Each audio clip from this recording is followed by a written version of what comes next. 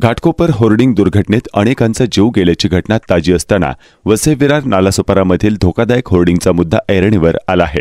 विरार पश्चिम जकातनाका या ठिकाणी एकाच पिलरवर उभे असलेले 2 धोकादायक होर्डिंग आहेत, तर दुसऱ्या बाजूला हाय टेन्शनच्या विजेच्या खांबाला चिटकून होर्डिंग लावण्यात आले आहेत। पावसाळा आता तोंडावर आला आहे। जोराच्या वाऱ्यामध्ये या धोकादायक होर्डिंगमुळे मोठी दुर्घटना होण्याची शक्यता आहे। महापालिकेने या होर्डिंगवर कारवाई केली नाही तर मोठी जीवितहानी होण्याची शक्यता आहे।